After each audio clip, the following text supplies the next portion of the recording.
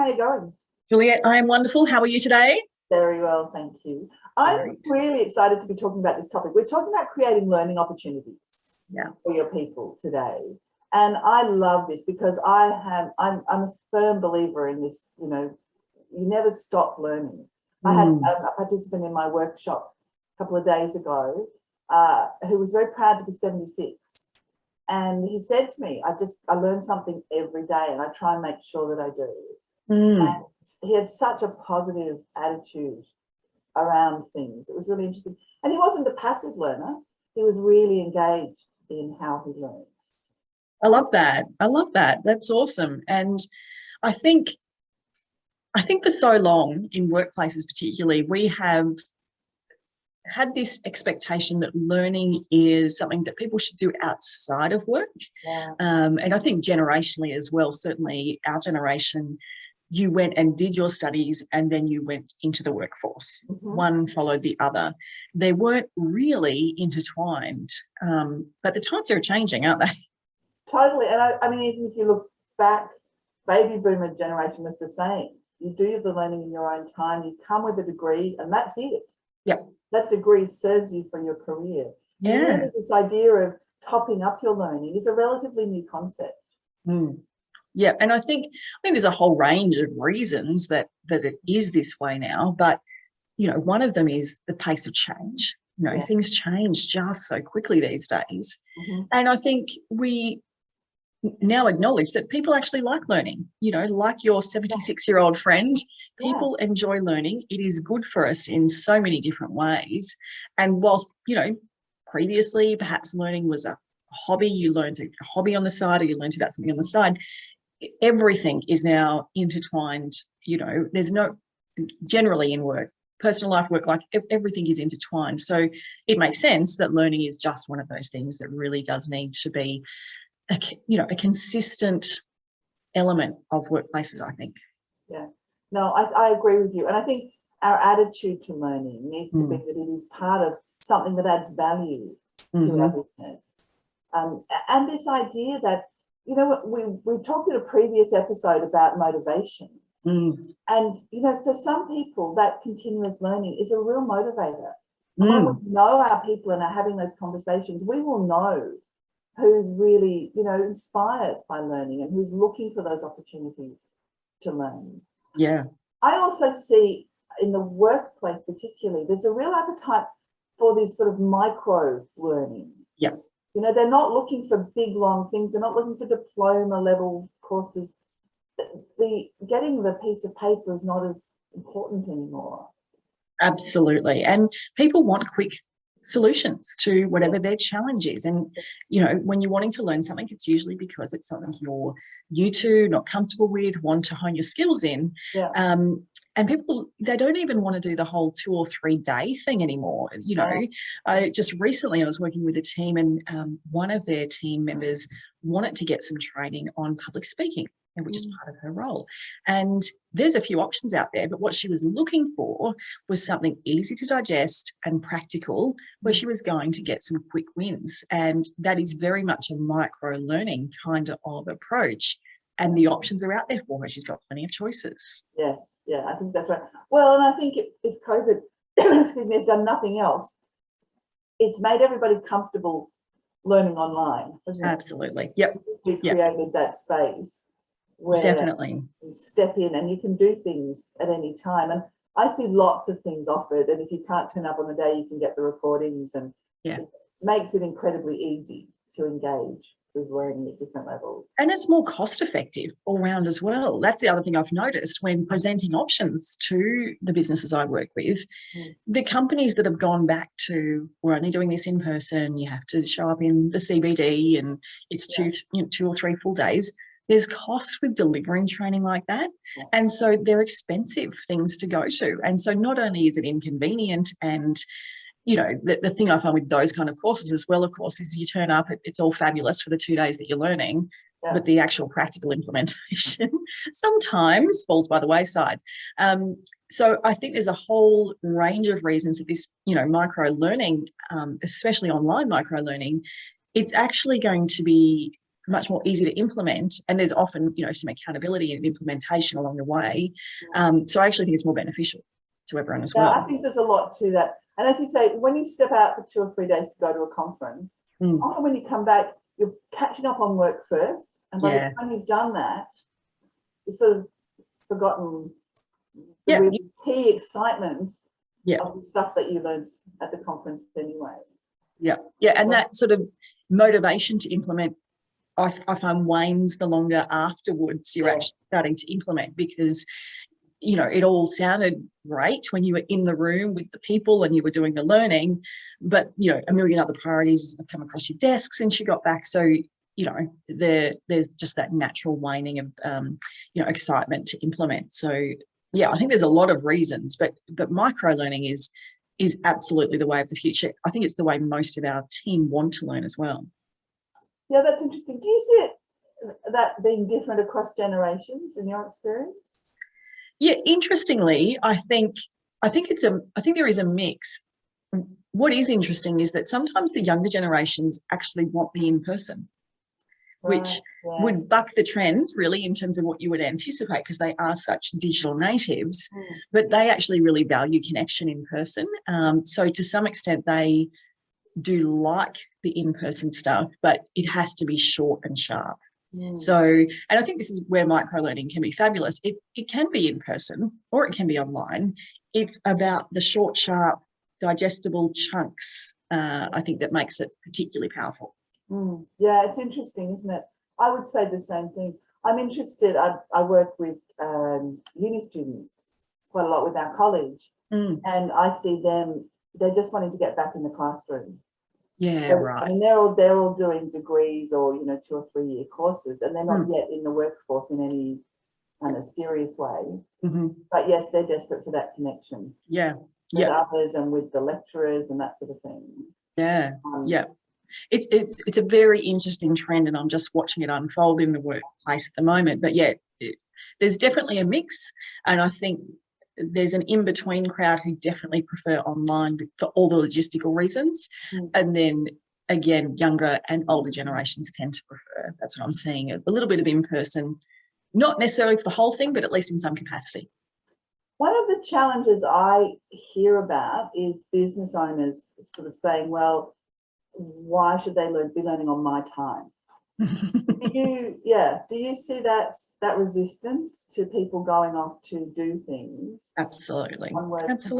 Yeah. And like you referred to when we've spoken about this on an earlier episode, engagement is important. And if people have a desire to learn, then this is an engagement strategy. So this is a really important tool you have in your toolkit to engage with your people. And, you know, I'm not suggesting it has to be necessarily all on your time, but I think the willingness to allow it to happen in work time in some capacity is actually really important in demonstrating that you value the learning that they're receiving. And I think it's an important message to be sending to our teams, but I also think that as the business, we are getting the benefit from this learning, even if it is maybe not even directly correlated to their current role.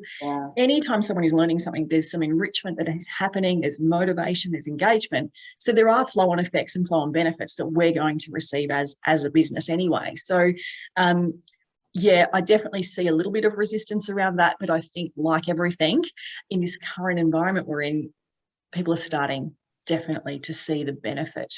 And again, it's about knowing your people, knowing, you know, there'll be some people who, if this didn't happen in work, there is no way it would get to happen outside of work. And for others, they're really happy to spend the time outside of work. So it's about an individualised approach, I think. I think it's also a bit of a challenge, particularly if you're a business owner. You're usually there because you've been really good at something, and you're a real doer, and you're making stuff happen. And there can be this sense of, well, unless the learning is directly related, as you say, to the work we're doing, I don't see the point. You know, I want you at work doing your work.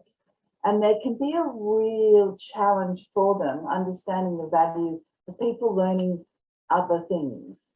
I'm not saying, you know, take time off from your engineering job to go and learn crochet. But learning, just even going up and doing things like first aid or learning some communication skills, coming back to the team with different ideas about how the team might operate that aren't directly related to, you know, building bridges or managing horses or whatever it is. But that I think for very practical business owners and managers, this can be a real challenge to see the value in that. And yet, as you say, in terms of engagement, in terms of motivation, I think there's so much value. And it sends so many positive signals to the team about a willingness to view the world differently, about a willingness to embrace other stuff and the value of constantly learning. Yeah, look, definitely. And I think it's about looking at a position more holistically than the technical aspects. I see the same challenge around people learning leadership skills when they're in a leadership role. And it's so important. But there is that resistance. But I think, you know, and this is about having open communication and open conversations and figuring out the best way through, because what we know, and I was sharing with you a little earlier, there's a study just recently out of Swinburne University, and they looked at a range of things: collaboration, workplace learning, a whole range of things. But one of the stats that really stood out to me, and this goes back to why learning is so important in such a high change environment, is that 3 in 5 workers that they surveyed feel that they won't have the skills for their current job within the next 5 years. So they feel that their job is growing, and sometimes it's about technology, change, all those things. They're not going to be equipped to do their current job in 5 years. Now, you go back 20, 30 years in the workplace, like you said, you got your degree, that's all you needed for the rest of your career. That's simply not the case anymore. So we know, you know, this study showed us that the majority of Australian workers want to learn. There's a real thirst for learning and they want to learn at work. But less than half actually of Australian workplaces are providing that opportunity. So there is a gap between what employees are looking for here and what we're actually delivering on. And I think businesses that can bridge that gap successfully are going to be able to attract better quality applicants. They're going to be able to retain their people. So there's a lot of flow and benefits of paying some attention to this, I think. I think so too, and I think there's another aspect to that, which is bringing people back from leave. You know, people who've been on maternity leave, paternity leave, extended sick leave or carers leave, that sort of thing. What I know from taking maternity leave was that I really felt, oh my God, maybe my skills are no longer valid after Well, of course they were, but that was a while ago now, and I agree with you. I think things are moving fast, and I think to give people that confidence coming back after an extended period away, some of this sort of micro learning can be incredibly valuable. Just give them the confidence and the skills, and I don't know, give them that sort of sense of, I'm back in the world. And here's a new thing that's exciting, rather than, God, that's a bit terrifying because I've been away for a while. Does that make sense? I think, I think there really is a role that we play as leaders and as business owners in how we bring our people back. This learning has a real role to play in that. And you made an interesting point there around confidence. And I think this is true for anyone that is feeling like they're not going to have the skills for their role, or that, you know, things are moving fast and they're not keeping up. Getting that learning in increases confidence. And of course, someone that is more confident is going to be more, you know, innovative in their ideas. They are going to be more productive in their role. Confidence has a whole range of, things that it plays into. And you're right, learning creates confidence. I think, isn't that wonderful when people can come back, even from tiny little micro lessons, with oh God, how about we try this? Or I just saw this thing, or somebody just mentioned this, and what you're doing is bringing back little opportunities to innovate. And I've been talking in these workshops I'm running about how if we don't innovate, our businesses will die because somebody else in our industry will be doing it. So if we're not doing it, we are the ones who are going to slowly or fast, we're going to fall back. We don't want to be the blockbuster, do we? Right. And I think too, it also, and this plays in with the confidence, but also plays in with the ability to share knowledge, is that if someone goes out and learns, you know, maybe a new software, maybe something particular, they can bring that back and share it with others. And that knowledge sharing plays in with the confidence. It also embeds the knowledge, because, you know, when you teach someone else something, you again relearn it, and it just really beds it in.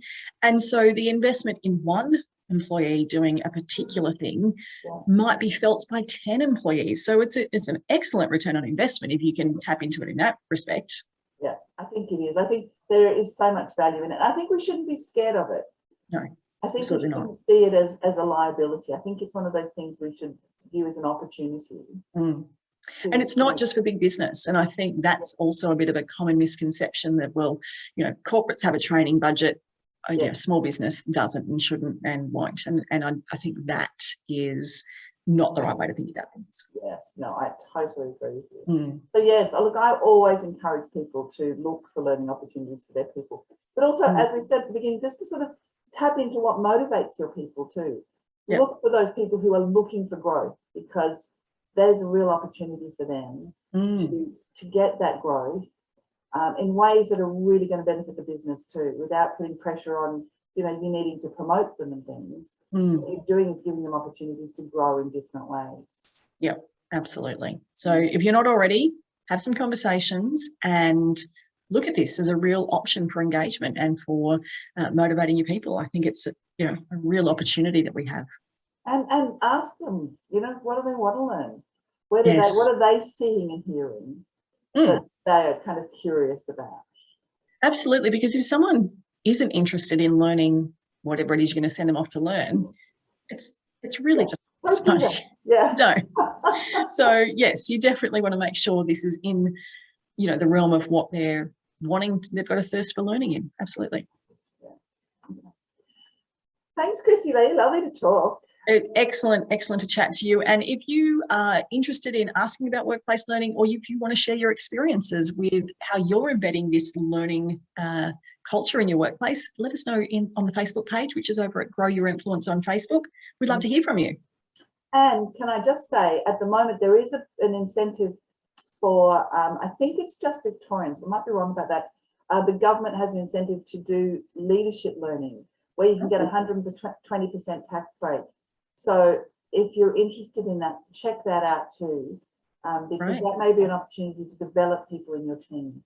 To give Wonderful. Leadership learning. So we'll put that in the Facebook group so that for those of you in Victoria, I think it's going to run for another 12 months or so. So wow, what a fantastic. That might be good. Great. Yeah, we'll definitely share that. Wonderful. Thanks, Juliette. Great to chat to you. Lovely to see you, Chrissy Lee. Bye. Bye.